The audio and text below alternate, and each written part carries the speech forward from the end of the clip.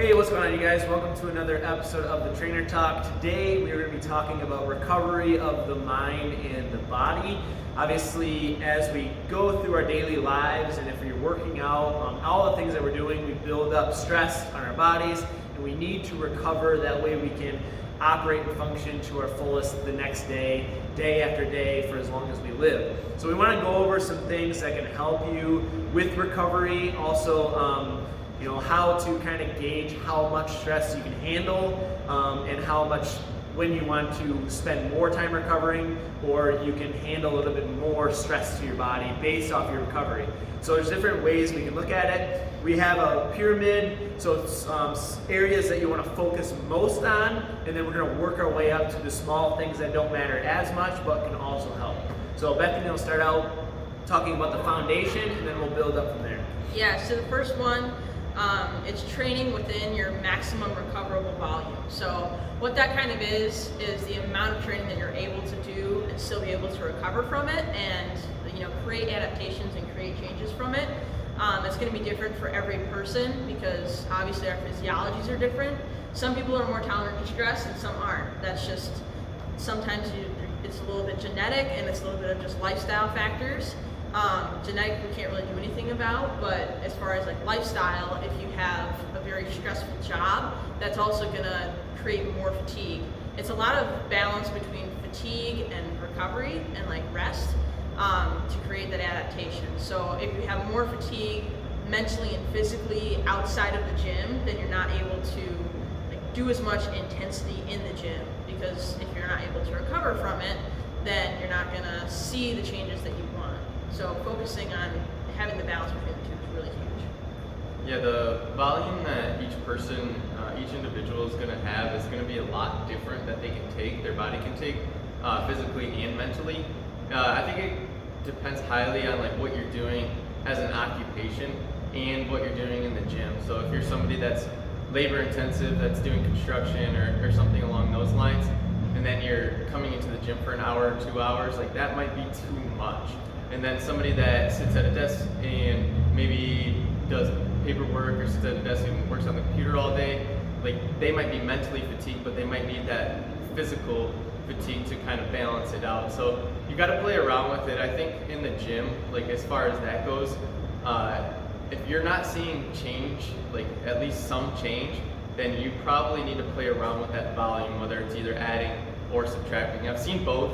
I've seen people that don't push themselves hard enough and they need to add a little bit of volume or add a little bit of intensity. And then I see people that do way too much and they don't see any change over time, even though they're doing a lot of work, putting in that work, but they're not recovering the best to maximize those gains. Yeah, so it doesn't even just depend on like training in the gym. People can still need recovery if they have like a really labor intensive job or a very stressful job. They need more sleep, for example, to recover from that stress in order to operate their best the next day. So even if you're somebody that's not necessarily going to the gym, like if you have a very stressful or very demanding job, maybe it's labor intensive, or maybe you're just mentally checked in for hours on end every day, you need more rest and recovery than somebody that doesn't have to be putting their body through as much strain during the day. Maybe they have a more sedentary job or something that's not as mentally taxing. They will require less recovery, and those would be the type of people that Austin mentioned that would maybe need to add a little bit of intensity to their life and get some more workouts in to kind of have that balance, because you also don't want to be too far under your maximum recoverable volume. If you're not doing enough, sometimes we see people that they can't sleep at night because they're just not, their body doesn't require that recovery and that sleep, so they find themselves kind of restless almost. So that's why a lot of people, when they start training with us or they start doing classes, they notice they get way better sleep at night because they're actually putting their body through a little bit more volume and they need that recovery. Yeah, exactly. A good rule of thumb that I would recommend for people with their volumes is if you're getting really sore from your workouts, then you probably do have to take it back a little bit. Or if you get done with your workout and you're trash for hours, then that's probably not a good sign either, that it's a little bit too much. So either taking back the intensity or the volume of it, whether it's like weights or just time that you spend in the gym.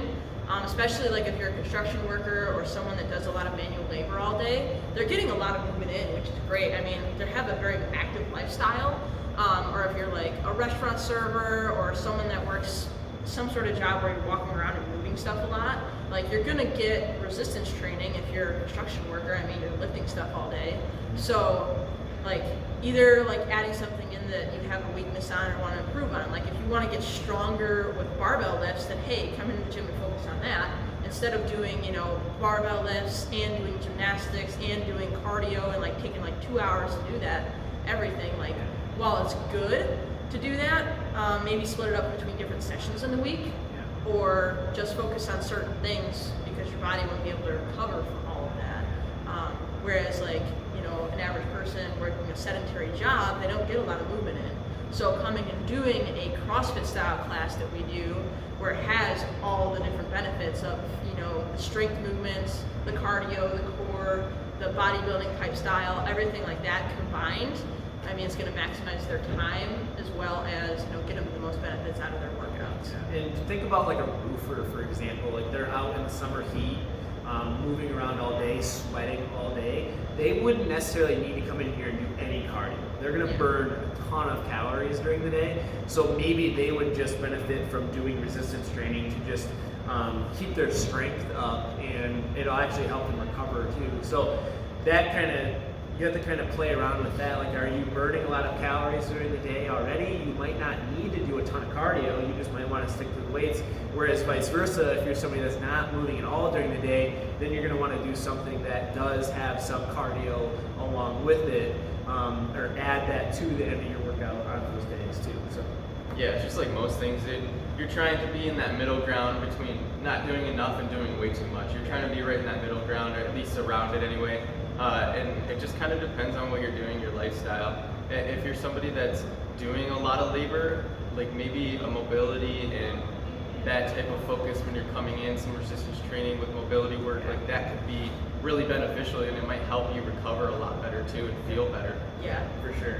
Yeah, I would say like flexibility and mobility would be a big thing, especially for people that are, well, for one, if you're doing a manual labor job and your muscles are tired at the end of the day, obviously you're going to want to stretch out. That'll help with recovery. But also if you're sitting, we see a ton of people that work desk jobs that have really tight backs and really weak backs because they're always hunched over and their core is very weak. So they would want to focus on core exercises and obviously strengthening and improving their flexibility in like their hamstrings and glutes and their back to help relieve some of that, and that will help them recover as well. Yeah. One thing I do want to say is we've actually had to tell clients to cut back on their workouts because they think that more is better. So we've got some people, I mean, you know, they love being in classes, which is awesome. We love seeing people love the workouts, but they would be doing 2, sometimes even 3 classes in a day just because they love being here. And we actually had to tell them, hey, you know, that's actually too much. You're gonna, it's gonna be a little bit detrimental to your results. You're gonna start breaking down muscle and you're not gonna recover from that. So they actually needed to take it back a little bit. I would recommend for the most people out there, try not to work out for more than an hour or hour and a half. Try to keep it probably around 45 minutes or at least an hour or less if you're doing an intense workout anyways. If you're just lifting weights and you have a lot of rest between sets, typically you can go a little longer. But for like one of our classes, for example, they're typically 45 minutes because they're kind of fast paced and higher intensity. You're gonna get great resistance training plus a good calorie burn, get your heart rate up, and you're not going too far to where you're breaking down muscle and hurting your recovery or demanding more sleep from it. So I just wanted to point that out, that more isn't always better. Yeah. That kind of leads into the next little stack on top of the pyramid, which is passive recovery. So, like, one, you got to stay within your training volume, right? Not going too much. But then passive recovery is really important because that's your sleep and that's just resting. So, like, even if you don't get a lot of sleep, if you have a lot of rest time during the day, like sitting at a desk, that's kind of recovering. Depends on if you're recovering your mind as well during that. So that's a little bit different. But passive recovery is huge because of sleep, and that's where our body does repair itself and mind. So I know we've touched on it before with sleep. The REM is where the body repairs the mind and processes everything from the day, and then deep sleep is where the body is repaired. So making sure you're getting quality sleep and also enough sleep. There was a study done on athletes that got 8 hours of sleep versus 6 hours of sleep, and those that got 6 hours of sleep actually had it was close to 2 times, I think it was 1.8 times the chance of getting injured in their session that day. So personally, when I see, if I'm above 7 hours, I'm good, I'm okay with that, or right at 7 hours, I'll do my normal training and everything. But if I'm below 7, I do tend to watch it a little bit more. Just because I know that I have a higher risk of getting injured because your movement's actually slowed and you're not as exact. So when we're doing snatches and we're trying to, get pretty heavy weights, you gotta be pretty exact. If you're off by an inch, you're gonna fail to lift. And you don't wanna get injured, obviously, because I wanna stay training. So, just knowing when to kind of take it back a little bit, because my body's not ready for that much intensity. So if I go down a little bit in weights, then that's fine. In my head, if it's just not feeling right that day, I'm not gonna force myself to do the certain weights that's prescribed. Or if my joints sometimes feel kind of off if I don't get enough sleep, or my muscles will feel more sore. I've noticed that if I don't get quite enough sleep versus if I get, last night I got 8 hours of sleep and I feel great today. So it's a big difference between 6 and 8 hours of sleep. So people don't necessarily realize that. And then the second part of passive recovery is just resting. So for us, we all kind of have a little bit of a break during the day just to recover our mind and our body. I'll sit there and read or sit there and watch a show just because it lets me kind of check out mentally and physically. Whereas I could be moving around and doing stuff, but sometimes my body and mind is just I don't want to do it. Whereas maybe I should go and do this, or I should go shopping right now, and I'm I'll do it another day. Or it's just sometimes you're just spent in the middle of the day, and taking that little break actually helps support recovery. Yeah, most people, their jobs are 8 to 10 hours, and then they go home and recover. Ours is a lot different, and people probably notice that we're posting in the middle of the day doing things and have that break, which I think is super important. And that goes for any type of job. If you can get up from your desk job and go for a little walk. I know that's not passive recovery, that's active recovery, but that's a great option for somebody that is sitting and doing mindful work the whole day and not active work. So that's a good option, but passive, as far as passive recovery goes, one of my favorite things to do is read or journal, and then watching podcasts, YouTube videos, that type of thing. That's a good way to kind of spend your time, relax, but also still learn something at the same time. So passive recovery, and you kind of touched on sleep that. I was going to mention that, how important that is. It's an understatement to say that it's probably the most important thing in our lives. It is a huge chunk of our lives. So taking the time to make sure you're getting good sleep, taking the time to make sure that you're setting a sleep routine, a bedtime routine, and trying to sleep in complete darkness. All those tips that you guys have both shared throughout this podcast are super, super important. Yeah, which is what I wanted to talk about. For me, in my typical day, I try to make sure that I'm maximizing my sleep, even though it's not as long as I would like it to be. I try to make sure I get as much of the deep and REM sleep as I can. So for example, I'm going to shut off the TV and my phone a half hour before bed. I read, just to let my mind kind of settle down. And I also use some melatonin, magnesium, things like that to help my body kind of relax and fall asleep faster. And I'm going to get more deep sleep and REM sleep because of that. I have white noise, pitch black room. I do that stuff because if you don't do it, if you are on your phone or watching TV in bed and you fall asleep and you have the TV still on, you're going to be in that light stage of sleep pretty much all night. You're not going to fall into that REM sleep and deep sleep, which is recovery of the mind and the body, which is the whole topic of this discussion. So we want to try to make sure that we're getting that deep level of sleep and REM sleep to recover. That way you're better able to operate the next day. So for those of you that maybe really struggle with brain fog and just tiredness, maybe grogginess, you're stressed out during the day, literally could just be from a lack of deep and REM sleep. So making sure you're getting that is extremely important.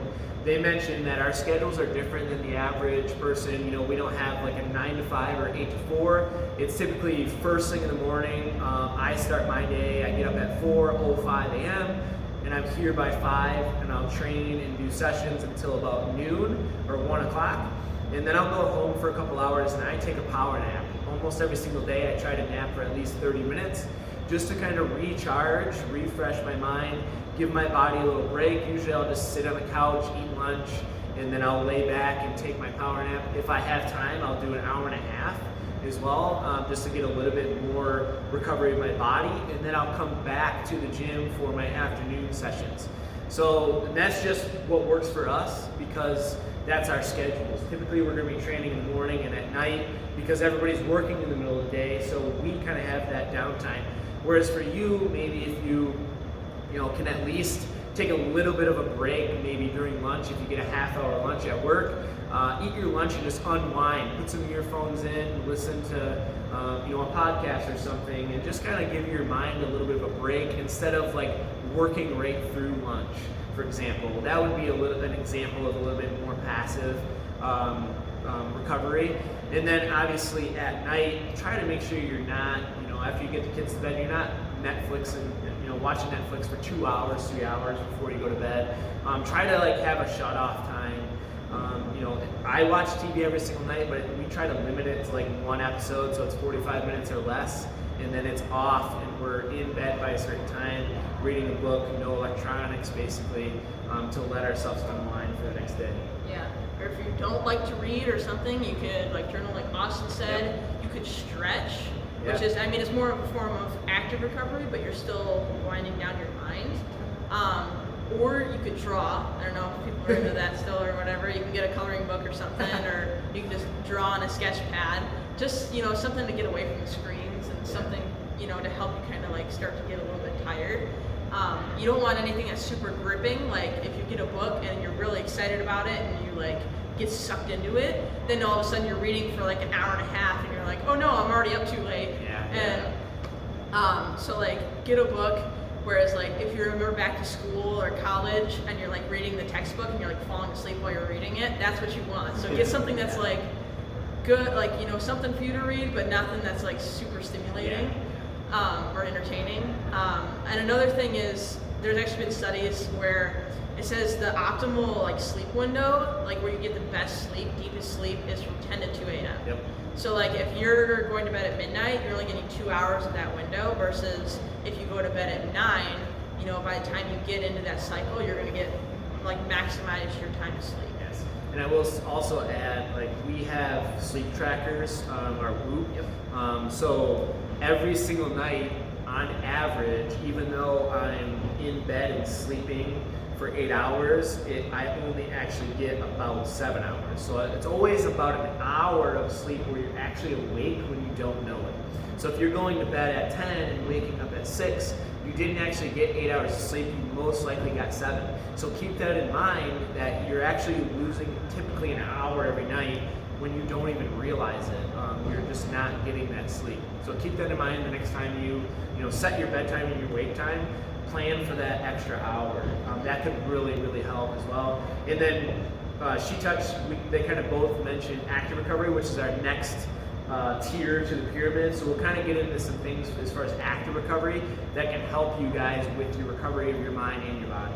Yeah, so like on the pyramid, active recovery and nutrition are about equal. So like they're both equally important. We'll go active recovery first. Active recovery, like we kind of touched on, was like stretching or yoga, or doing like walking, or doing like a deload. Deload, for those of you who aren't familiar, is basically taking the volume and sometimes the weight of your training down, or like keeping the weights the same but cutting your reps in half, something like that, just to like let your body recover from not having as much volume but still moving. That's something that's really beneficial, having like once every like 4 to 6 weeks in your program if you're working out on your own, because sometimes you can have progress stall, and it would be a good time to do a deload, and like it almost resensitizes your body to like start adapting again. Whereas like you know, if you just kind of go, and you're always trying to like go heavier and go heavier, you hit a plateau after a while because you've like hit that maximum recoverable volume, and you don't want to be in that state for too long. Like you don't want to go beyond it. It's okay to go beyond like your maximum recoverable volume a little bit, but then you have to take that deload. So like for us, for example, when we were training, like, you know, before a competition or something, we would go hard for like the week before, and then we would deload or like, you know, kind of taper back on our volume and intensity that week leading up to the competition. So like that would kind of help to like get as many adaptations and gains as we can in that week before, and then we hit the deload to kind of like keep our body still fresh, but we're not trying to hit that maximum recoverable volume. We're actually trying to over recover and like actually get underneath that maximum recoverable volume. Yeah, active recovery is probably my favorite form of recovery. I use it a lot. I walk every day. I feel like that always makes me feel better mentally and physically.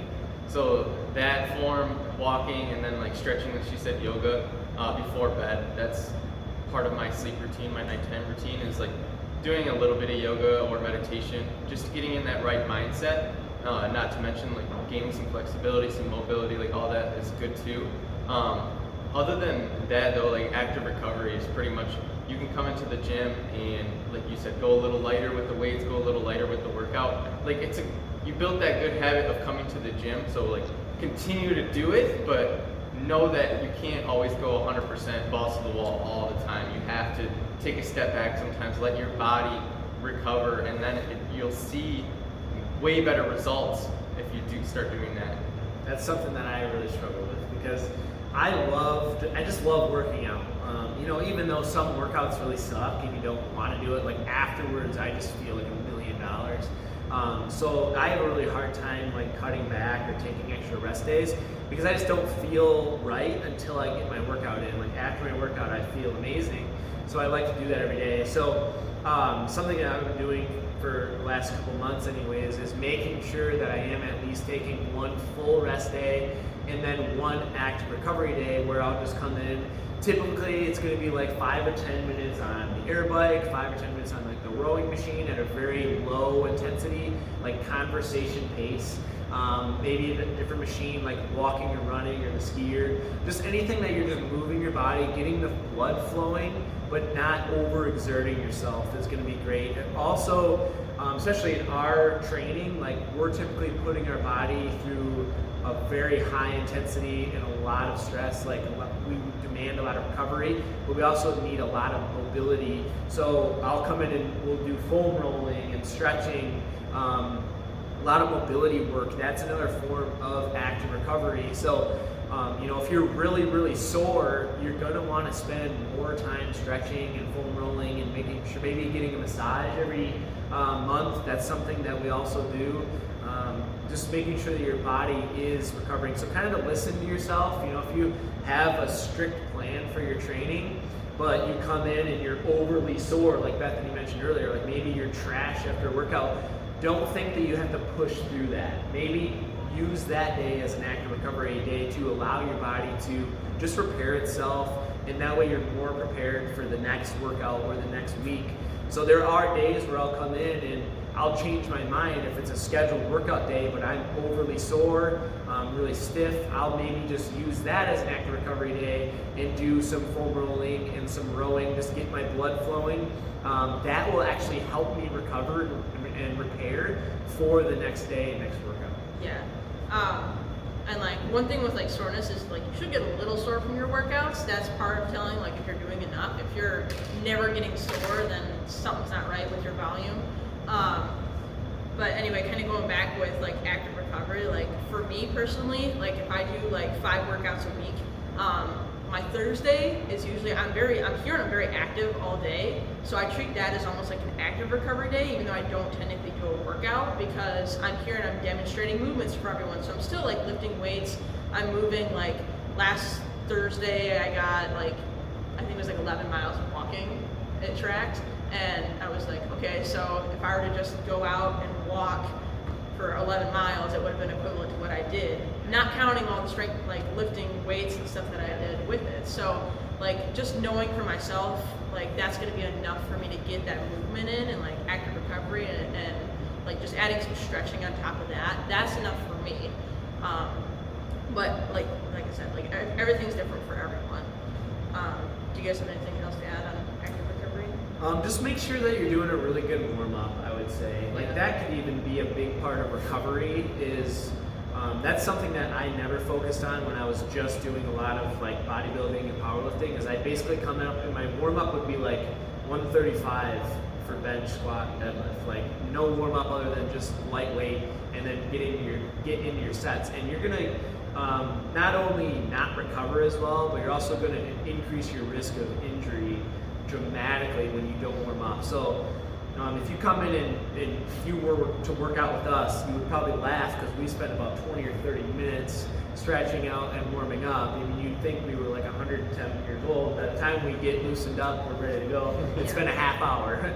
So just make sure you're doing a really good warm up, getting the blood flowing, stretching out before you start, and then make sure you stretch afterward too. That's going to dramatically increase your recovery. But I think that's good for the active recovery. So now we'll get into a little bit of the nutrition side of it. Yeah, so with the nutrition, there's like certain pillars of like what's most important for recovery. The biggest one is just getting enough food. Calories, like if you don't have enough building blocks to recover and fuel your body and actually like help it to recover, then you're not gonna recover as well. So calories are like the first bottom of the pyramid. It's a second pyramid within a pyramid. So we have calories first, and then like actually carbs and protein are probably pretty equal. Like protein obviously for recovering the muscles, but carbs helps with recovery big time. Like that's why athletes have a lot of carbs, because they're having so much cortisol. Carbs help to reduce cortisol, the stress hormone, which is produced when you work out, when you have a stressful day at work. Even when you're scrolling through Instagram, it produces cortisol. So anything like that, like that's stimulating your brain, carbs help to kind of shut that off. And like if you have a big meal with carbs, like Thanksgiving for example, you always want to take a nap afterwards. So that's why getting enough carbs is important. That could also be why people aren't able to sleep as well, if they're having carbs at different times of the day, not optimizing it for sleep. Having it a little bit closer to bedtime and then around training, it helps to get your body into that switch of, all right, it's rest mode instead of like go mode. Like if you work out and then just go to work and don't eat for hours, you're gonna be in that stress state all day. But if you have carbs right after, then it helps to kind of calm the body down right away. That's why I do a carb shake, or like carb and protein shake that I drink right after my workout as I'm stretching. So double recovery there. Making sure that I'm getting that stress response down and then starting to get into that resting mode, so that way I can, recover faster, start the recovery process faster. So like if you have 24 hours before your next workout, but your body's not even switching into that recovery mode for 6 hours, then you're missing out on that window. So that's why you're not able to recover as well with that. So that's typically what I do for it, and then I'll eat a meal like an hour after. So getting the food in afterwards is really, really important. Yeah, I would say as far as my clientele personally goes, like I would say the nutrition is probably the toughest or the worst area for them as far as recovery goes. Like usually most people can get the sleep, most people will do some active recovery, whether it's stretching or walking, whatever it may be. But then the nutrition is where the key is. I always feel like if you're getting enough protein in, it's super, super important when we're resistance training to eat enough protein. And usually I recommend like 1 gram of protein per pound of body weight. It's just a good general measurement, and that most people aren't going to hit that. Personally, it's really hard for me to even hit that, so I don't expect them to, but I say that number to get them to eat more protein. Right. So I think that's super important. Hydration goes along with nutrition here, so drinking enough water. Those protein and water are like the 2 things that I focus on almost right away with most people, because I see how much it can impact their recovery and just the way they feel in general. So I would say those 2 things are probably the most important, but I also, like Bethany was talking about, eating enough calories. I think it's a huge issue. I see people that put the work in, that do everything right throughout the week, but they don't eat enough calories, and that is setting yourself up for failure. I know like one thing that can happen when we're not eating enough and doing a lot of work is that we go into that starvation mode, hold on to body fat when we're not supposed to. So it's important to eat enough calories. Like when we're giving somebody, a client, a calorie goal, it's not to see you gain weight. It's not to, none of that. That's the amount of calories that are optimal for you to recover. So you have to try and at least shoot for that. It can be tough. I know like you personally, like you're trying to hit a ridiculous amount because your metabolism is just skyrockets, like what, 4,000 or 5,000 calories a day. And some people are that high, and then others are, closer to like 2,000 calorie range, which is still a lot for some clients. So you got to play around. You might start small, but trying to build up. And not only that, you're gonna see a lot more improvements when you start to eat a little bit more too, like as far as energy goes. Yeah, for sure. I think getting people to eat enough calories is one of the hardest things that we have as trainers, because society just basically has it out there to eat less if you want to lose weight, which being in a caloric deficit is how you lose some weight. But if you want to sustain that, you need to be able to optimize your body. Going into starvation mode is something that Austin mentioned, is what we see a lot. People eat way under where they're supposed to be, and it basically just slows down their metabolism, and they won't recover. They're really low energy, and if they go back to their old habits of eating whatever they wanted, they're going to actually put all that weight back on. So for me, for example, just to kind of give you an idea of the importance of getting enough calories, if I didn't eat enough for that day, I will not work out. So I am making sure that I am eating enough, or I cannot train. That's how I look at it, because the food is the fuel for my body. If I were to not eat enough and train for 2 hours like we do, I would be breaking down muscle, my blood sugar would drop, I'd probably pass out or wouldn't feel very good, and I wouldn't get any benefit from that workout. So, and I'm just gonna overload my body with stress because I am basically depleted of fuel, and I'm putting my body through all this really tough workout. For one, I'm gonna have a very poor performance because I just have no energy or fuel, and I'm not going to recover from that very well. So I will make sure that if I'm gonna work out, I need to eat and feel my body before and after, for sure, and that is going to kind of set myself up for the next training day and the next training day. So like Austin said, it's pretty tough for me most days to get all my calories in, but that's my main focus, more so than the training itself. And if I am a little lower in calories, if I know that I'm a little lower, I'll just dial back my workout a little bit. Maybe I won't do the full 2-hour workout, maybe I'll just do half of it.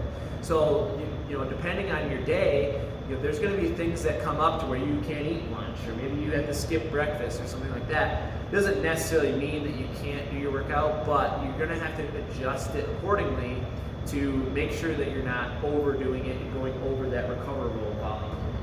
Yeah, and then like right above that, so like getting the protein and carbs and getting enough calories in is really like the biggest part. Like if that's like the one thing that you take away, like that's big. And then above that is like food quality and hydration, supplements as well, but we'll touch more on like supplements a little bit later. Food quality and hydration. That's one thing that with Taylor's situation, he just has to get so much food in that he might not eat as healthy as a lot of people out there. Like Pop-Tarts and a couple other things that you might like look at him weird if you saw him eating a Pop-Tart after a workout. Or donuts. Or people tend to do that, and for him it's for a purpose, and he eats it post-workout, which is like the optimal time because he's gonna get those carbs in, and that's actually like a really good thing, like a good practice to do. Even though the quality of the food's not great, the time other than that, he's eating, all healthy foods, getting those micronutrients in, so he's getting everything that his body needs to recover in both aspects. So like instead of 80-20 that we recommend, he might be more 70-30. Just because he has to get the amount of calories in, because that's more important when it comes to recovery than food quality. But going back to that, with food quality, there are foods that are inflammatory, and then there's foods that are anti-inflammatory. So the inflammatory foods are going to be like the processed oils, like canola oil, soybean oil, dairy, gluten. Those all can be inflammatory to our bodies. Some people process it differently, better than others. But if we're adding those foods into our diets, it can actually be causing inflammation that we have to recover from. So it's adding more stress and actually decreasing the amount of training that we can recover from. So if you have more anti-inflammatory foods like salmon, nuts, olive oil, green leafy vegetables, fruits, all of those great healthy foods that we preach all the time, that's going to combat that, and that's actually going to help you to be able to recover more from like your training or from different life stress. Like if I have poor food, like whether that's higher dairy or higher gluten type foods, like I can feel it that day and the next day. Like my energy's down, my mind is foggy. I've just kind of learned that that's how it affects my body, and like my training doesn't feel as good, my sleep isn't as good, so like literally everything is affected by it. So people sometimes don't realize that, but if you all of a sudden you reintroduce that back in or have a bunch of it, and then you go and try to work out that day, like it might not go so well. Right. Just keeping in mind like food quality does play into it, even if it's not like one of the most important things, it's still important. Yeah. Just to touch on nutrition a little bit more, like I've had a client that she was eating, I think, like under 1,300 calories, and at her weight and height and age and all that, and the amount she works out, that was way too low. So if you're somebody like that that's eating like under, I would say a good like general baseline that I don't put people under is usually under 1,400 calories. Like check your nutrition and see if that could play a big role in your recovery. And like if you've plateaued and haven't been able to lose weight in a long time, like all the things that we're talking about here could play a huge factor. If you feel like you're sleeping well and have that under control, if you feel like you're recovering actively, have that under control, then maybe it's the nutrition. Like maybe you're not eating enough, and that sounds really, I guess, counterintuitive. Yeah, it really does, because like you said, our whole life, like people have preached like eat less, move more. Yeah. And that is, like a calorie deficit is the way to lose weight, but we also are trying, like Taylor said, trying to make that as sustainable. So we're trying to build the metabolism so then you don't have to go below 1,400 or 1,200 calories to lose weight, which is a ridiculously low amount. Yeah, you still need the right amount to like function properly. So obviously you want to be under what you're burning in a day, but you also need to make sure that your body is able to function. That's another big part of just mental clarity and energy and things, is people are so low in calories that they need caffeine, for example, like tons of cups of coffee and energy drinks just to make it through their day. So that's also going to help with your mental function as well as your body's fuel performance. But just to kind of talk about a couple other areas to recover, like with the supplements, that's kind of the last tier to what we recommend after food. There are things that can help you recover, like she mentioned, a protein shake after your workout with some carbs. Obviously, amino acids and protein are going to help repair the muscle. For me, one of my go-tos is something that's going to help me get better sleep. So I mentioned earlier, I take something that has melatonin and some magnesium and zinc and some other ingredients that help me relax and fall asleep faster. That way I get more of that deep and REM sleep, because that's the most important thing to me. And then I also have things that help with like my workouts, pre-workout, that doesn't necessarily have a bunch of caffeine, but just has ingredients to help you get a little bit more energy and focus, kind of revs you up, gets you in that mindset to maximize your workout and have a little bit longer endurance so you get more out of it. That's just a couple of examples. I'll let these guys maybe share a couple more things on what they might recommend. Another one of my favorites though is, she mentioned like healthy fats and inflammation of the body. That is such a big thing that can interrupt everything in your life. If you're high inflammation, you're having more stress to deal with. You're gonna get poor quality of sleep. Plus, that inflammation is what causes like joint discomfort and the pain in your body.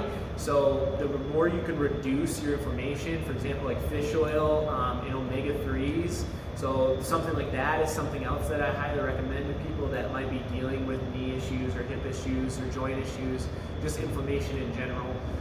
That would be kind of the last tier, I would say, to our pyramid. I'll let these guys kind of say what they might like to. Yeah. Another part of the recovery is like therapeutics, so like with the supplemental. So that would just be like our recovery boots, or if you got like a massage or you went to the chiropractor or something. That's just the effects of the actual method that you're using, or whether it's like cold ice baths or something like that. If you're just doing that, you are going to see some minimal benefits there. It'd be like maybe like top 5% or something like that. But if you think about it, it's also passive recovery when you're chilling in a chair and you're in the boots, or when you're getting a massage for an hour. You're not on your phone or doing anything that's You're basically really just taking your mind. decompressing. Yeah. Exactly. Letting your mind go. Letting your mind go, and then your body's also getting a little bit better recovery. And then you're able to probably sleep better from that, and then your workouts feel better. If you had some sort of pain in your shoulders or something, and then you get it worked out, it's gonna trickle down the pyramid, so it's gonna affect all those other areas. Even though it's at the top, and we might only do it once a month. Like I try to get a massage like once a month, go to the chiropractor once a month, boots once, maybe twice a week, just to kind of add a little bit extra recovery in there. Yeah. So far we've talked about like the importance of having the right amount of volume, your passive recovery, your sleep and your rest, your active recovery, nutrition, and then now we're to the top of the pyramid. So those four things that I just said, are probably 95+% of the total recovery and importance. What is important. Supplements is that, and therapeutics are the last 5%. So you can use things like massage and the boots, and I personally like to use like a sauna, cold plunges, things like that. People talk highly of those, and they do have benefits. And then supplements have their benefits too. They're really small, and they can help that extra couple percent, but it's not going to change the whole trajectory of if your plan is not right. So Taylor mentioned a couple supplements that I definitely agree with. I think fish oil is a good one for most people. I think creatine is one of my favorite, and like the one that I see the most benefit with, which is just helping with muscle repair, right? Helping with muscle repair and growth. And so I say creatine, and then like if you're not getting, I think, enough vitamin D, if you're not in the sun, especially in states like where we live, in Michigan here, we're not getting very much sun this time of year or in the winter. It's really important to supplement vitamin D, and then like zinc and a couple other minerals. But other than that, those play such a small role. I try to be consistent with them. Another one I just thought of, collagen. That's another good one. But those play really small roles. So once you have all the other things down and you feel like those are on point and on track, then go ahead and focus on supplements. And it's fun. You can play around with the supplements. You can see what makes you feel good. You can try different ones. I've heard of a lot of different ones like ashwagandha and different types of supplements that help people. So you can play around with that. It's kind of just personal choice, personal preference. Yeah, I would say like whatever you need the most help with, whether it's sleep or recovery or energy, your joints, you can find something for sure. And I'll say just from personal experience, and this is something that I truly believe, I've been a supplement user for the last 10 years. I love supplements, and I think it's 50% the supplement that helps me, but the other 50% is psychological. When I know that I have a supplement regimen, I'm gonna be much more strict on my training, my sleep, my nutrition, because I'm paying for and using all these supplements. I'm not just gonna eat like garbage, not sleep, and not train. Like there's no point to taking supplements if you don't do anything with it. So I actually think that by supplementing, the other stuff will improve. You're gonna have better sessions, you're gonna make the time to train, you're gonna make the time to actually eat and prepare better food because you're using those. Hopefully that makes sense. Usually when you have a little skin in the game, you're gonna devote more time and energy. So if you're paying, if you're spending $100 or $200 a month on supplements, you're not gonna not train or eat better. You're gonna add those things in with it. So I think, like they said, like that 5% trickles down the pyramid and helps every other thing out. So even though the bottom things are most important, you can get a little bit more benefit or more help from those top couple things. You know, if you're getting that monthly massage and using the boots and everything, just to get a little extra edge, that's something that we do. We're also training for a specific purpose. You know, doing competitions and things for CrossFit, we're doing every little thing that we can to get a little bit better, to recover a little bit more, to get a little stronger. We're trying to do everything we can, but I would say for the majority of you guys watching this, you're gonna wanna just focus on those major blocks, that 90%, the training volume, how often you're training, how long those sessions are, what you're actually accomplishing during those sessions, making sure that you're getting enough sleep and rest, making sure that you are stretching and doing mobility work, and making sure that you're getting up those calories in and that protein. Once you can get that down and sustain it, build those habits, then add in those other things. I see way too many people jump straight to those supplement programs. We just talked about this before our chat during our coaches meeting. Bethany's client had a dietitian recommend right to this, some supplement program. Didn't talk about nutrition, just recommended the supplement program, and that's the top 5%. That's not gonna help them if they're still eating poor, not training right, or not sleeping good. They're not gonna get the results that they need. So you need to start with the foundation. Once you get the foundation built up, then you can start adding in those smaller things that will get you a little bit, maybe break a plateau, or just increase your results and recovery more than normal. Yeah, and then one thing we kind of haven't touched on, but it kind of goes in with like the nutrition and supplements, is getting enough sodium and magnesium electrolytes. Because like I mixed, it's like a liquid IV. It's got different flavors in it and stuff. So just getting the extra sodium in if you're drinking a lot of water, but not having a lot of processed foods, because then you definitely don't get enough sodium in your diet. Like especially if you're drinking this much water in a day, you need to have the sodium in there for your body to actually absorb it. There's a lot of different processes that go on in the body where it comes from, like how much of the water you keep in your body and how much you pee out or sweat out, and that comes down to your sodium electrolyte balance. So just making sure you're getting that. If you're drinking this much water, which would be great if you did, it would, like I said, trickle down to everything else. You know, it helps, you know, with your mental clarity and your performance. I think it's like if you're like 1 to 2% dehydrated, you will see a detriment in performance. So you will. Which if you wake up, every single morning when you wake up, you're about 2% dehydrated. Yeah. So you need to drink a whole bottle of water, 16 ounces of water as soon as you wake up. That will really, really help set you up for the day. So. No, that was good. Yeah, and like we do the early bird supplement. I think it has like maybe a tiny bit of caffeine, but it's got some other different supplements in there that help to just kind of wake you up in the morning, helps with hydration, electrolytes. So that's why that's a supplement that we use, that we do like maybe as part of that 5%, but it trickles down to everything else. Like if we're able to wake up with more energy and more clarity, then we're able to get going on our day a lot better. Yeah, I don't have much to add. So.